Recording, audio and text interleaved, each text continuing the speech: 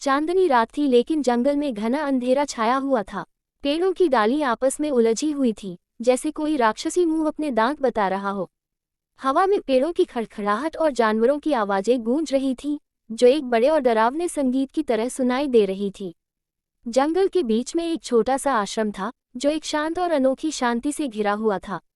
आश्रम में गौतम बुद्ध थे, अपने शिष्यों के साथ बैठे, ध्यान मुद्रा में तल्लीन। बुद्ध का चेहरा शांत और प्रकाशमान था, जैसे कोई पवित्र प्रकाश उनके आसपास छाया हुआ हो। तभी एक भयानक आवाज सुनाई दी। यह एक भूत की आवाज थी, जो क्रोध और घृणा से भरी हुई थी। भूत की आवाज जंगल में गूंज रही थी और आश्रम में बैठे लोगों के मन में डर भर रहा था।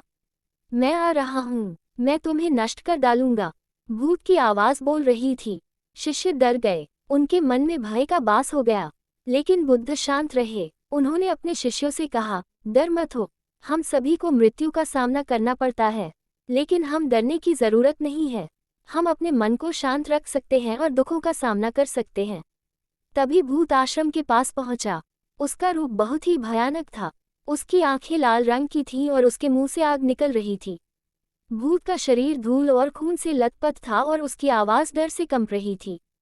तुम्हें मैं नष्ट कर डालूंगा, भूत ने बुद्ध से कहा। बुद्ध ने भूत को शांति से देखा और कहा, तुम क्यों इतना क्रोधित हो रहे हो, तुम कौन हो और तुम्हें क्यों इतना दुख है। भूत ने कहा, मैं एक भूत हूँ, मैं इस जंगल का राजा हूँ। मैं सभी को डराता हूँ और मैं सभी को नष्ट कर डालूंगा। बुद्ध ने कहा, तुम इस जंगल का राजा नहीं हो, तुम अपने मन का गुलाम हो। तुम्हारा मन क्रोध और घृणा से भरा हुआ है, इसलिए तुम दुखी हो रहे हो। भूत को बुद्ध की बातें सुनी और वह थोड़ा सा शांत हुआ।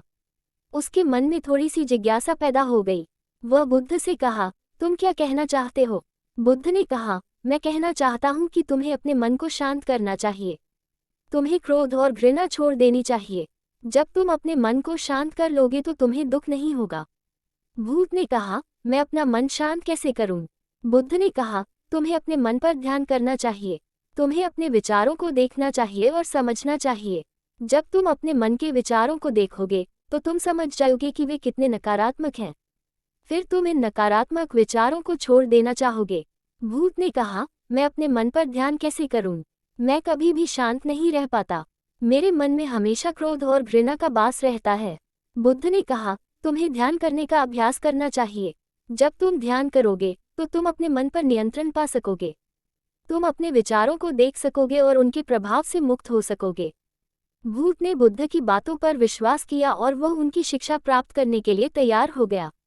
बुद्ध ने भूत को ध्यान करने का तरीका सिखाया।